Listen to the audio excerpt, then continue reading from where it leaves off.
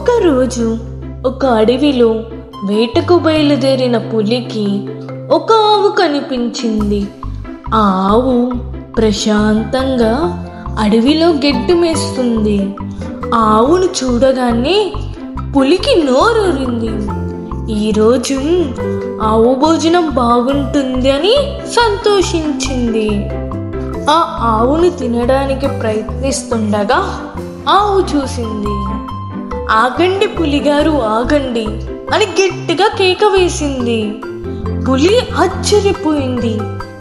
ఇంతవరకు ఏ జంతువు పులిని ఆగమని అడగలేదు. జంతువులు భయపడడం, పరుగు పెట్టడం, వాటిని వేటాడడం పులికి తెలుసు. కానీ ఇలా ఆగమనడం ఇది కొత్త విషయం. సంగతి ఏమిటో తెలుసుకుందామని పులి ఆగింది. అడగగానే ఆగినందుకు ధన్యవాదాలు, మీకు అడ్డుపడినందుకు క్షమించండి అంది ఆవు. విషయమేమిటో చెప్పు అంది పులి. నాకు ఇంట్లో ఒక దూడ ఉంది.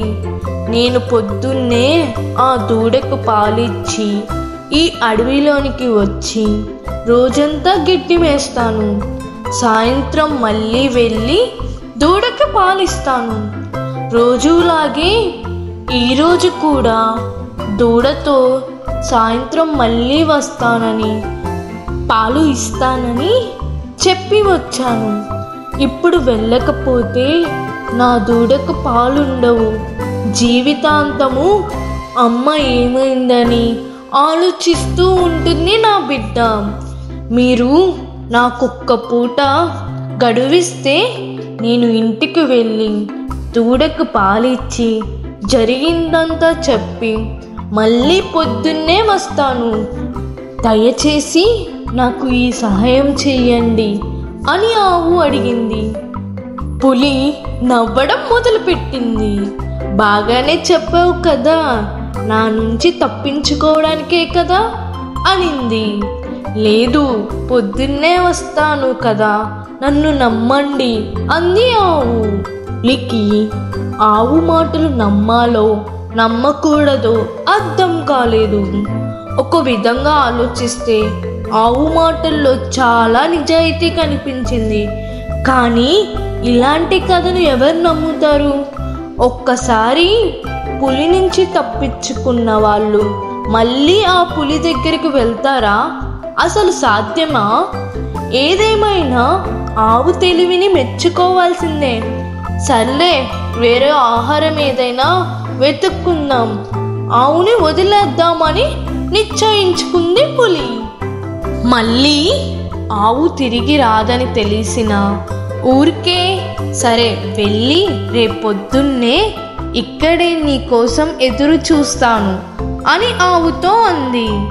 ఆవు మొహం మీద చాలా సంతోషం, ఆశ్చర్యం రెండూ కనిపించాయి. ఆవు నేను తప్పకుండా వస్తా, నా మాట నమ్మండి అని ఇంటికి బయలుదేరింది. ఇంట్లో దూడకు పాలు ఇచ్చి జరిగిందంతా చెప్పింది. అమ్మ లేకపోయినా పర్వాలేదు, నీకు అందరూ సహాయం చేస్తారు, నువ్వు మంచిగా ఉండాలి అని దూడకు ధైర్యం చెప్పింది. గ్రామంలోని తన బంధువులు, మిత్రులైన ఇతర ఆవులకి కూడా జరిగిన సంగతి చెప్పి, నేను లేనప్పుడు నా దూడని కూడా మీ బిడ్డలాగా చూసుకోండి అని కోరింది. ఇతర ఆవులన్నీ కలిసి ఈ ఆవుని తిరిగి వెళ్ళకుండా ఆపడానికి ప్రయత్నం చేశాయి. పులి నుంచి తప్పించుకొని మళ్ళీ వెళ్తానంటావేంటి, అసలు ఇందులో అర్థం ఉందా అని చాలా నచ్చ చెప్పడానికి చూశాయి. కానీ మన ఆవు లేదు, నేను మాట ఇచ్చాను, నా దూడకు పాలు ఇచ్చి ఎవరికైనా అప్పచెప్పి తప్పకుండా తెల్లవారగానే వచ్చేస్తానని మాట ఇచ్చాను అని చెప్పింది. పొద్దున్నే ఆవు దూడని విడిచిపెడుతుండగా బాగా ఏడ్చింది. మరొకసారి ఆలోచించుకోమని బంధుమిత్రులు చెప్తున్నా తన మాట మీద నిలబడే ఆవునని అడవిలోనికి వెళ్ళింది. కానీ మనసు మాత్రం చాలా భారంగానే ఉంది. బాగా భయపడుతూ అడవిలోనికి చేరుకుంది. అడవిలో పులికి ఆవు వస్తుందని ఏమాత్రం నమ్మకం లేదు. అయినా ఎందుకో పులికి ఆవు వస్తుందా రాదా అని తెలుసుకోవాలనే ఆసక్తి. అందుకని అనుకున్న సమయానికి మళ్ళీ ఆవును కలుసుకున్న చోటకు వెళ్ళింది. అక్కడ ఆవుని చూసి చాలా ఆశ్చర్యపోయింది. నువ్వు నిజంగా వస్తావు అనుకోలేదు, నీ దూడకి చెప్పావా అని అడిగింది.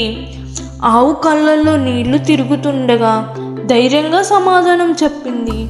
మీరు చేసిన సహాయానికి చాలా ధన్యవాదాలండి.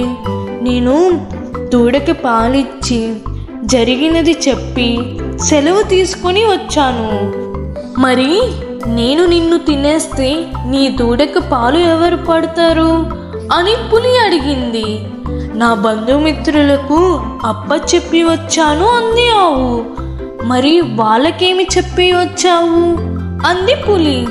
నిజమే చెప్పాను అంది ఆవు. వాళ్ళు నిన్ను ఆపలేదా, వెళ్ళొద్దని అనలేదా అని ఆశ్చర్యంగా అడిగింది పులి.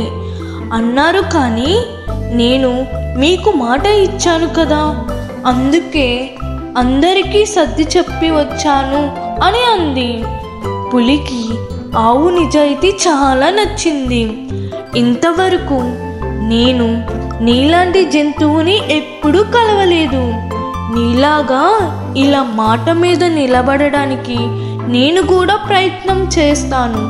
నీలాంటి మంచి ఆవుని నేను తినలేను. నువ్వు నిర్భయంగా రోజు ఈ అడవిలోనికి వచ్చి వెళ్ళవచ్చు అని చెప్పింది. ఆవుని ఏమీ చేయకుండా వెళ్ళిపోయింది. ఆవుకి బాధ, ఏడుపు, మనసులోని భారం అంతా తగ్గిపోయాయి. ఆ రోజు గడ్డి మేయకుండానే పరిగెత్తుకుంటూ మళ్ళీ ఇంటికి వెళ్ళి దూడని గట్టిగా వాటేసుకుంది. మనం నిజం చెప్తూ నిజాయితీగా ఉంటే పెద్ద పెద్ద ఆటంకాలు కూడా ధైర్యంగా ఎదుర్కోగలము అని చెప్తుంది ఈ కథ.